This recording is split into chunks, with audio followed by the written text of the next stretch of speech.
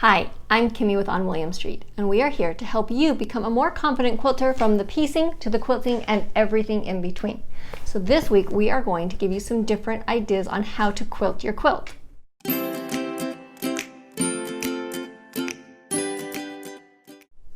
So this week we have our block 8 from our online skill builder bee that we have just completed. So I'm going to go ahead and give you a bunch of different ways and ideas of things that you can quilt to finish out this quilt block. For this first design, I'm going to make a little frame around the center, and I'm going to connect these gray triangles with the green rectangles. I decided to go ahead and just echo, and that's going to really create a nice frame all around that center square.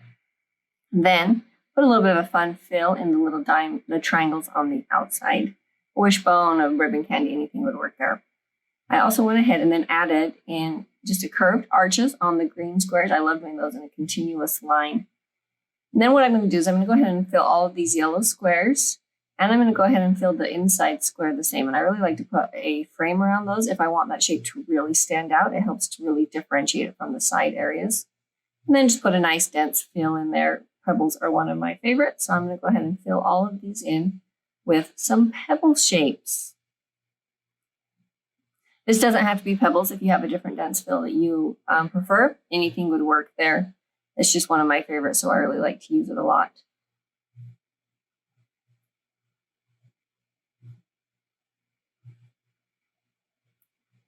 Then after that, I did go ahead and decide to fill in those background areas as well. And I'm just going to put a really dense back and forth lines, and that's going to make that really recede and become the background and make the other elements really stand out on top of that. You definitely don't have to do this dense quilting back there. You can definitely do, some lines or some echoes as well.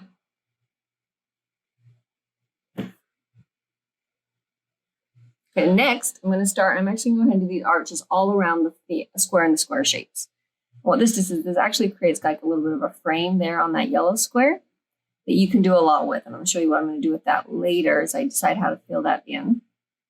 Then I'm going to go to the center area, and I decided that I'm going to draw some straight lines in these triangles, and that's going to really start to bring the focus to that star shape in the middle that now stands out. And then as we fill that in, I really wanted that to be a definite element. So I'm going to do a full echo all the way around that. And then do another one on the inside. And I decided, let's just keep going with that. I'm going to do another one smaller on the inside, leave a little bit of a bigger space. This would be done with a ruler, so it would actually match. And then I'm going to fill in that center star just because it felt like it was a little bit empty and it needed more depth. And then I'm going to add that same to this yellow squares as well.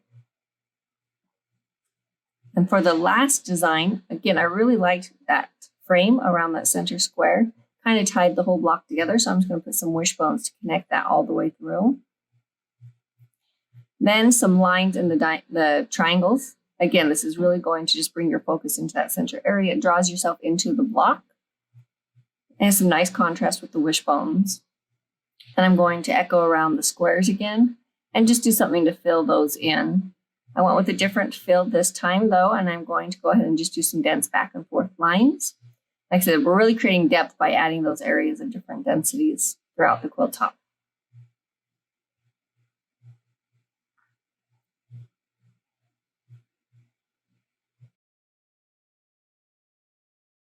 All right, for this one, I really liked the full quilt because there are a lot of different shapes that you can pull out and play with on this. So you've got these diamonds, you've got squares, you've got a rectangle over here, you've got the diamond in between the yellow squares, you've got triangles that you can play with, you've got, X's. There's just so many different options on things that you can do. The one that I'm going to focus on is this little diamond in between the green triangles. That was kind of the main shape that I saw and a lot of fun to pull out. So I'm going to pull that one out first.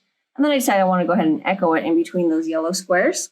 And I would leave the space in between the echo and the diamond probably blank just to really make it pop and stand out. And then put a nice fill in the rest of those white background areas.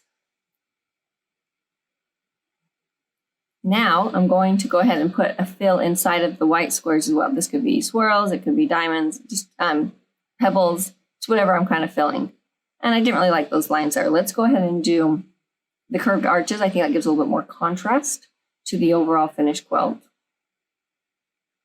And then I'm going to put lines on the green squares, and that's just go back and forth. They're going to either be vertical or horizontal.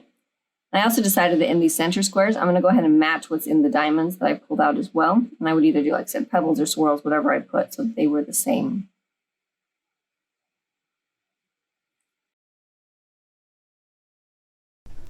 So you can always go to the blog post. I have posted a blank photo image of the block and also the full quilt. So if you want to sketch and doodle, I definitely encourage that. That's one of the best ways to kind of get used to and come up with different ideas on ways to quilt things, is to just start doodling it out. It's really easy to do with pencil. You don't have to worry about making mistakes. You can erase it or just print another one.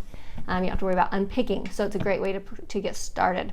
So you can head to the blog post and print those out so you can doodle along and sketch out the ideas that you have, and then hang on to those. It's a great way to keep ideas fresh, so that as you have different projects or different things that you're trying to quilt, decide how to quilt it, you can always go back to your binders and your sketches and different things that you've done and use those ideas to spark new ideas and to figure out how you want to finish that current project.